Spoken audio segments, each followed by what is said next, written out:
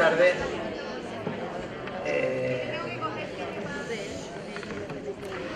Bueno, vamos a pasar a la última sesión del día antes de clausurar la jornada. Como todos sabéis, llevamos mucho retraso.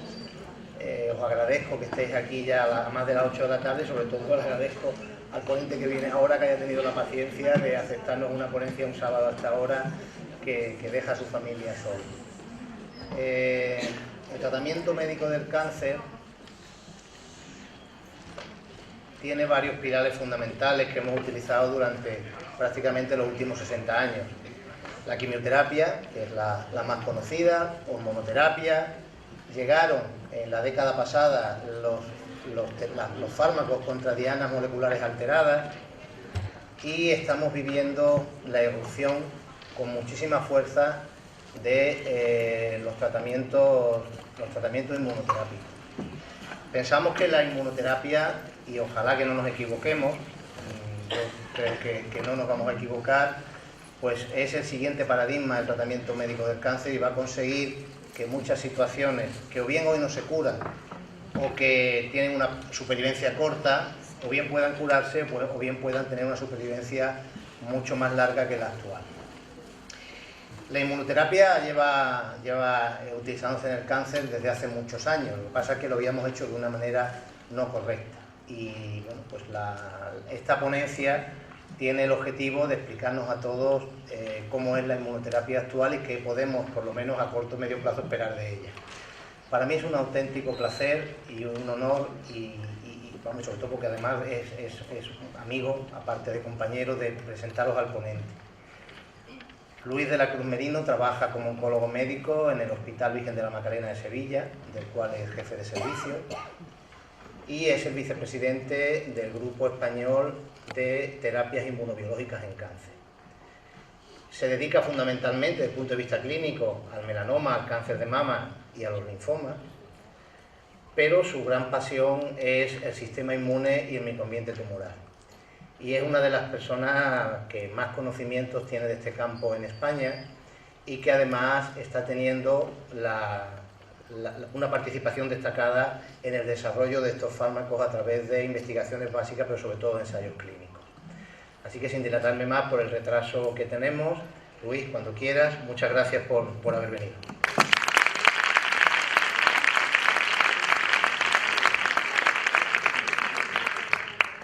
Muchas gracias, Antonio. La verdad que el placer es mío de que me hayáis invitado a esta reunión y que pueda hablar de algo que efectivamente pues lleva un tiempo apasionándome, ¿no? Que es la relación que existe entre el sistema inmune y el cáncer. Y afortunadamente ya en los últimos años estamos viendo que las posibilidades que desde un punto de vista de tratamiento esto lleva aparejado, ¿no? Yo voy a hacer una presentación de unos 40 minutos aproximadamente, luego si tenemos un tiempo de 15-20 minutos para discusión y para preguntas, pues lógicamente creo que puede ser incluso lo más interesante de lo que hablemos, ¿no? A ver, la relación que existe entre el sistema inmunitario y el cáncer pues se conoce desde antiguo. Y es a finales del siglo XIX cuando se empiezan a tener algunas evidencias de que se puede abordar desde un punto de vista terapéutico el cáncer, determinados tipos de sarcoma, induciendo pues, determinadas infecciones locales en pacientes con sarcomas localmente avanzados, ¿no? Esto ocurre con los primeros datos de estudios de Sertadler y Colli, que realmente en aquellos tiempos, como comprenderéis, la evidencia científica y la metodología que se empleaba no es la que tenemos hoy en día, ¿no? Tan precisa, tan exacta y tan bien asentada, ¿no? O sea, pero ya empieza a haber algunos datos que nos empiezan a comunicar efectivamente que hay alguna relación y que se puede abordar el cáncer con esta estrategia de tratamiento. De todas maneras, tiene que transcurrir todavía más tiempo para que se empiecen a generar teorías sobre el potencial efecto que el sistema inmunitario tiene en el control de las células potencialmente tumorales o que puedan ocasionar cáncer en un momento determinado. En 1909 también se postula la idea de The Magic Bullet, ¿no? de esa bala mágica que sea capaz de detectar las células cancerígenas y destruirlas. Y más adelante, ya a mediados del siglo pasado, pues se empieza con la teoría de la inmunoedición, la teoría de la inmunovigilancia, en la que ya se le otorga al propio sistema inmunitario de los pacientes esa capacidad de reconocer las células cancerígenas per se y ser capaces de destruirlas, nuestro propio sistema inmunitario, de una manera activa cuando el sistema inmune de las personas, de los pacientes, es competente. Pero ya no es hasta principios de este siglo cuando realmente se postula una teoría realmente sólida sobre la inmunoedición del cáncer, es decir, la capacidad que tienen los tumores de escapar a ese control que el sistema inmunitario puede ejercer sobre las células cancerígenas.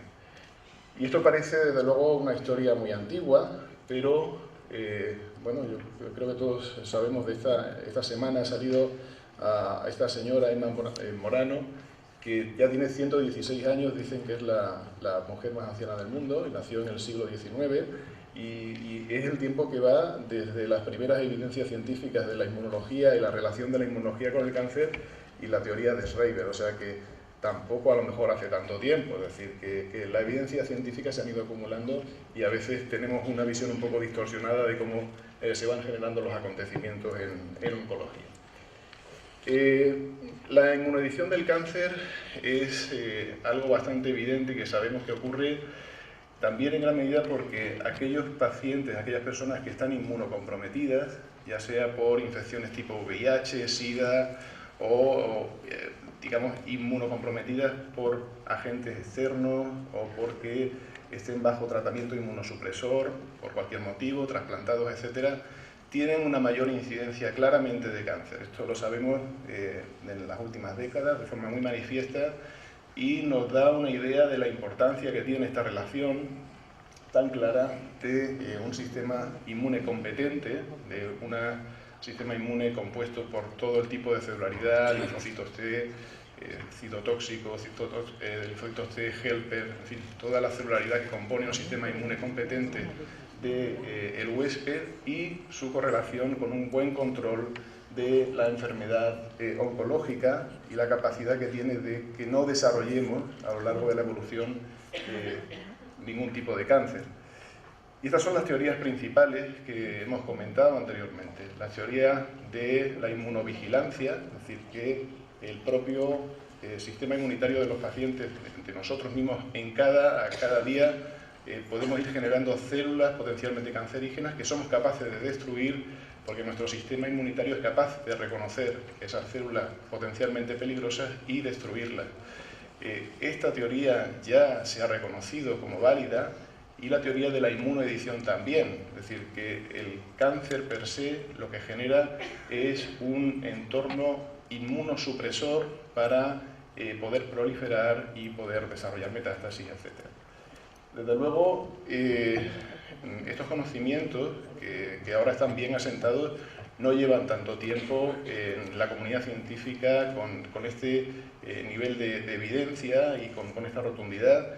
Es desde el año 2010 que se considera la inmunoedición como un hecho fundamental para el desarrollo y la proliferación de las células cancerígenas. Y es en los últimos tiempos cuando estamos viendo que también de estos conocimientos se pueden obtener resultados en clínica mediante determinadas alternativas terapéuticas. Y hasta tal punto que una revista tan importante como Science, una revista no solamente biomédica, sino de ciencias biológicas de todo tipo, consideró la inmunoterapia del cáncer como el hallazgo más importante o como el avance más importante en el año 2013 de todos los que habían acontecido ese año. Pero otra revista también del mismo nivel que Science, como Nature, pues en el año 2014 también tuvo una edición específica sobre la inmunoterapia del cáncer basada en un tipo de terapia que vamos a ver ahora, son anticuerpos monoclonales inmunomoduladores que tienen un efecto realmente beneficioso sobre determinados tipos tumorales y más que se están investigando, como ahora veremos. Y por último, pues el año pasado, de nuevo, la revista Science hizo una edición especial sobre este tema. Esto es muy singular, esto no ocurre con frecuencia, que revistas de esta entidad pongan el foco sobre una modalidad de tratamiento específica como es esta, ¿no? la inmunoterapia del cáncer. Y finalmente venía a decir que se estaba haciendo realidad la promesa, es decir, todo lo que se venía investigando durante más de un siglo, ahora parece que se estaba llegando a obtener resultados realmente eficaces y esperanzadores en una gran cantidad de tipos tumorales. Este es el recorrido histórico que hemos ido comentando y hay que reconocer una cosa, que es que inicialmente los datos siempre en oncología empezamos por datos muy empíricos, ¿no? por evidencias muy poco sólidas. Afortunadamente, conforme va pasando el tiempo, esos datos son cada vez más robustos, se basan en datos más importantes, más precisos, con una metodología adecuada y nos llevan a hacer una medicina más personalizada, más precisa, que es lo que realmente necesitamos en todos los casos.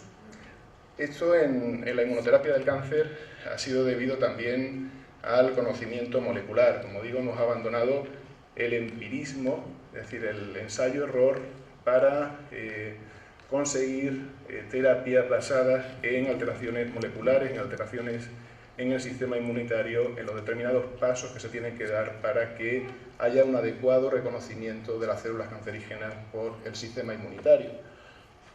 Sabemos los pasos que se tienen que dar, sabemos las moléculas y las células que tienen una importancia capital en este ciclo de inmunidad y cáncer. Y lo que más importante actualmente es que tenemos tratamientos dirigidos, específicos, contra cada uno de estos pasos. Podemos modular esta respuesta inmunitaria hacia una destrucción tumoral efectiva inmunomediada. Es decir, sabemos lo que estamos haciendo. Esto es muy importante, porque hace una serie de años la inmunoterapia se basaba en un empirismo que no sabíamos muy bien por qué funcionaba el sistema inmune y era capaz de destruir células tumorales cuando se conseguía, que eran en raras ocasiones. Ahora ya sabemos qué es lo que estamos haciendo en cada momento. Y sabemos también que probablemente terapias que antes no considerábamos que tenían un efecto inmunogénico, realmente sí lo tienen, como es el caso de la quimioterapia, la radioterapia, terapias dirigidas. Todas las terapias parece que tienen un efecto muy importante sobre el microambiente inmune y cuando son eficaces parece que en gran medida esa eficacia tiene que ver con una activación de la respuesta inmunitaria del propio paciente. Y esto ya se conoce desde hace una serie de años. Parece que efectivamente algo tan clásico como la quimioterapia pues realmente puede tener un efecto sinérgico de potenciación de las respuestas inmunitarias en los pacientes. Estos son los tipos principales de inmunoterapia que tenemos, que se reconocen a día de hoy. Desde luego, el que mejores resultados está comunicando en los últimos años es el que se basa en modular la respuesta inmunitaria con anticuerpos inmunomoduladores. Son anticuerpos monoclonales, se considera una inmunoterapia activa. La inmunoterapia se considera en dos grandes bloques, activa o pasiva, sería una inmunoterapia activa, y lo que trata es de modular la respuesta inmunitaria para liberar los frenos que generalmente ocasionan las propias células inmunitarias y las células cancerígenas para ese reconocimiento de las células tumorales como extrañas y como potencialmente peligrosas. Podemos bloquear ese freno con anticuerpos monoclonales que están dando los resultados que ahora veremos. Esto es muy complejo, es tremendamente complejo, estas interacciones que se establecen entre los linfocitos, son las células de la serie blanca que finalmente son las que se encargan de destruir las células cancerígenas en mayor medida, y todo el entorno de células tumorales, células presentadoras de antígenos. En fin, esto es realmente complejo, pero afortunadamente a día de hoy ya sabemos de manera muy precisa qué es lo que acontece en este microambiente inmune y de qué manera podemos interaccionar para conseguir esas respuestas que queremos, esas respuestas inmunitarias, que es lo que estamos buscando.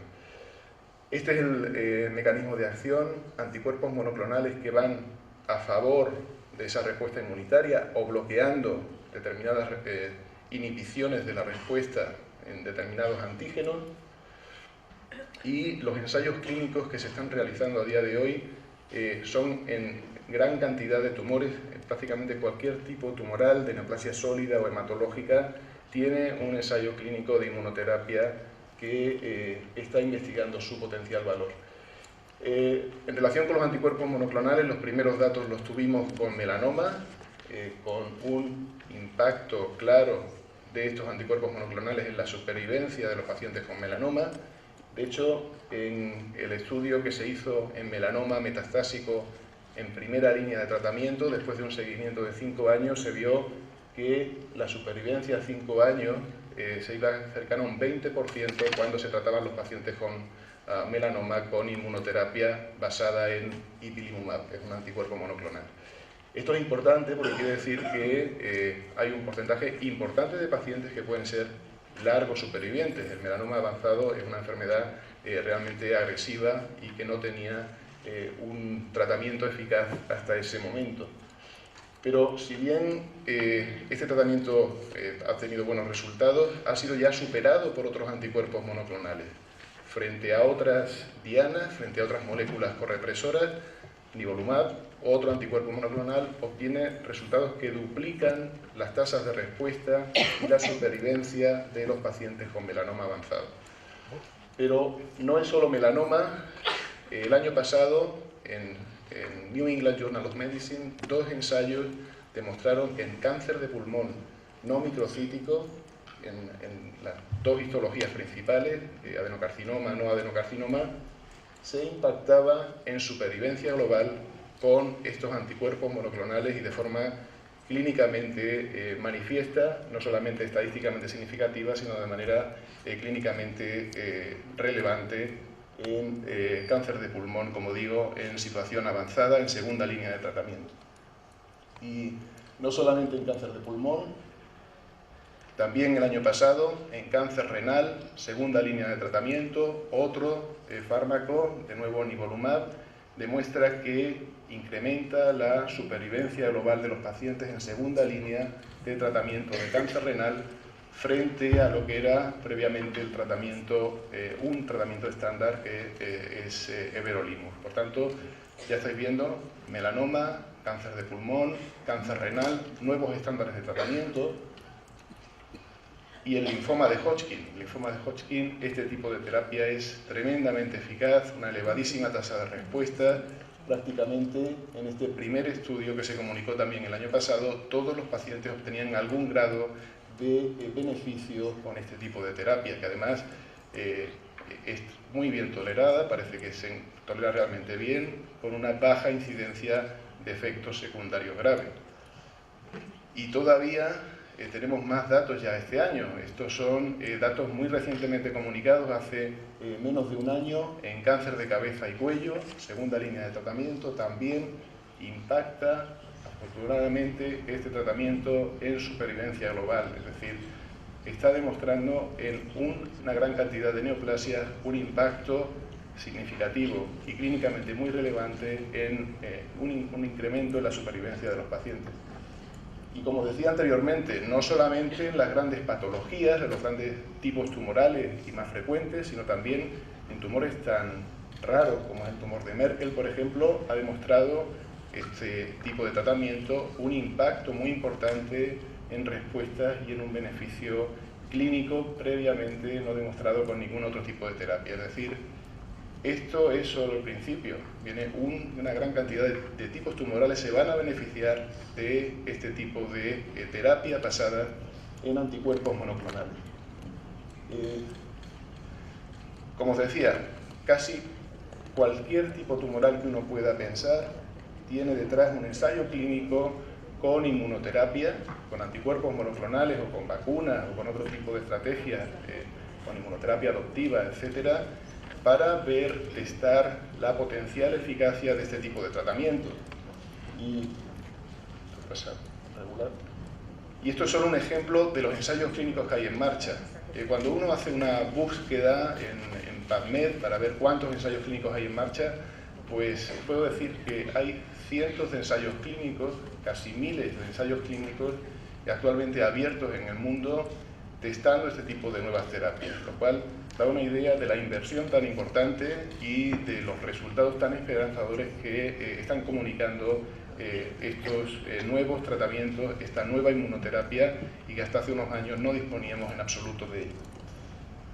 Nosotros también hemos ido trabajando este área. Hace unos años comunicamos un artículo en el cual poníamos en valor algunos conceptos que podían ser interesantes, como es el interés de la combinación de las estrategias para potenciar los efectos de la inmunoterapia e incluso utilizar tratamientos clásicos como es la gemcitabina, que es un quimioterápico con un efecto muy potente inmunomodulador.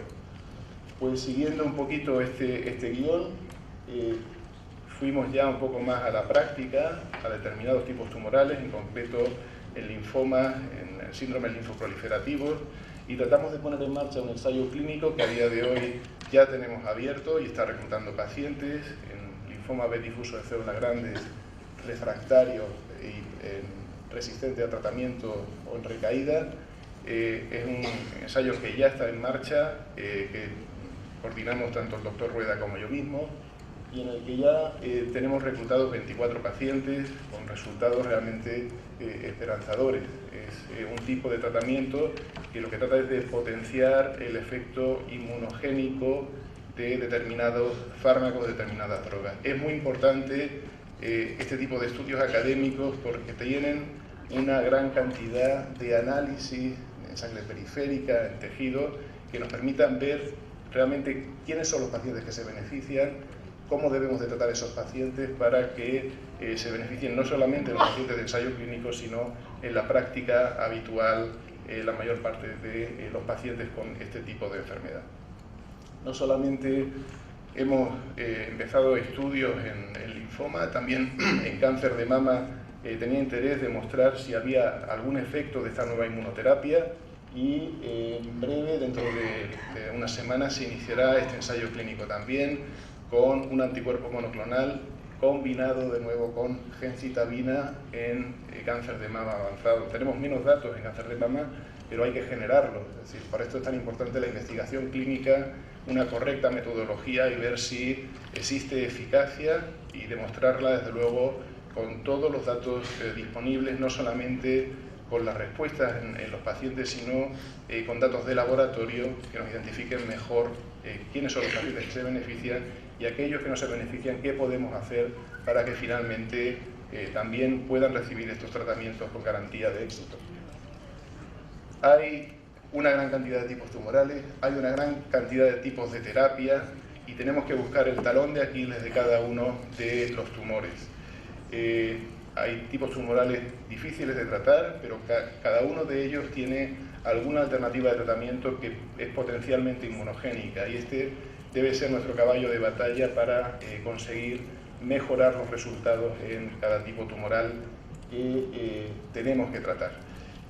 Y otro concepto importante es saber que el estado inmunitario basal del paciente y del tumor es muy importante para conseguir esas respuestas y ese control de la enfermedad a largo plazo que queremos con la inmunoterapia. Y esto también lo podemos conseguir nosotros modulando la respuesta inmunitaria y modulando el efecto con determinadas drogas, como con quimioterapia, con radioterapia, con terapias dirigidas. Es decir, la nota esperanzadora también es que efectivamente nosotros podemos modular la respuesta inmunitaria hacia un efecto positivo de control de la enfermedad a día de hoy, si sabemos lo que estamos haciendo, y eso es crítico. Esto es lo que nos viene: combinaciones muy complejas, diferentes drogas, diferentes fármacos, pero el futuro está aquí, en la combinación, no en un solo fármaco, sino seguramente en combinaciones de ellos. Y no solamente en combinaciones, sino saber qué estamos haciendo con biomarcadores que nos digan quiénes son los pacientes que se van a beneficiar para administrar estos tratamientos de manera segura, de manera eficaz, y como digo, aquellos otros que sabemos que posiblemente no se benefician del tratamiento, buscar alternativas para conseguir respuestas por otras vías o incluir en otro tipo de ensayos clínicos que puedan reportarles mejores resultados. Hemos hablado de posiblemente el avance más importante en los últimos tiempos, que han sido los anticuerpos inmunomoduladores, pero existe otra estrategia de enorme interés, que es la inmunoterapia adoptiva, que son células, linfocitos del propio paciente que se extraen y luego se modifican técnicamente ex vivo y se expanden para luego reinfundir a los pacientes y ya de una manera selectiva que destruyan las células tumorales específicamente. Esto se está demostrando muy eficaz en leucemias y en determinados linfomas agresivos. Y hay un caso muy paradigmático, que es el de esta chica, de Emma Whitehead, que en Estados Unidos se incluyó en un ensayo clínico, tenía una leucemia linfoblástica aguda, refractaria, ya con una cuarta línea de tratamiento y con muy pocas expectativas. Se incluyó en un ensayo clínico con inmunoterapia adoptiva y se consiguió curar, porque pasó un año, pasaron 2 años y ya lleva 4 años afortunadamente libre de enfermedad y se considera curada gracias a esta estrategia de inmunoterapia adoptiva. Y posiblemente, como te lo comentaba Antonio al principio, efectivamente vayamos hacia un futuro en el cual tengamos que pensar que gran parte de los tumores tengamos que tratarlos con anticuerpos inmunomoduladores, con combinaciones de anticuerpos inmunomoduladores o con combinaciones de tratamientos clásicos con estos anticuerpos. Y aquellos tumores que no sean muy inmunogénicos posiblemente requieran de este tipo de inmunoterapia adoptiva que hemos visto anteriormente, extrayendo linfocitos o células del propio paciente para redirigirlas luego específicamente hacia antígenos del tumor, que es el que queremos destruir.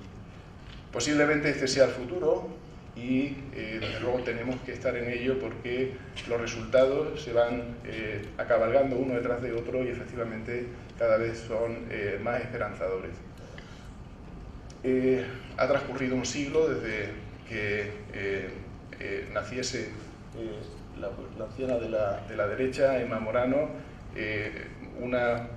La chica nació en el siglo XXI, Emma Morano nació en el siglo XIX, ha transcurrido más de un siglo y todo este tiempo, desde luego, ha sido un tiempo muy fructífero para el conocimiento de lo que ocurre entre el sistema inmunitario y el cáncer. Desde luego, a día de hoy tenemos estrategias de tratamiento realmente eficaces y que son muy esperanzadoras para el futuro del tratamiento del cáncer. Para finalizar, comentar que la revista Science concluía su editorial en el año 2013 diciendo que realmente con esta historia de la inmunoterapia del cáncer se estaba cerrando un libro y se estaba abriendo otro, que no sabíamos qué final iba a deparar, pero probablemente iba a ser mucho más beneficioso y mucho más esperanzador en la lucha contra esta enfermedad. Quiero recalcar también una cosa. La inmunoterapia del cáncer a día de hoy es una esperanza, por supuesto, para todos, pero también hay que saber cómo podemos implementarla y cómo podemos incorporarla a nuestro sistema sanitario de forma que siga siendo sostenible, porque este tipo de tratamientos a día de hoy son tremendamente costosos.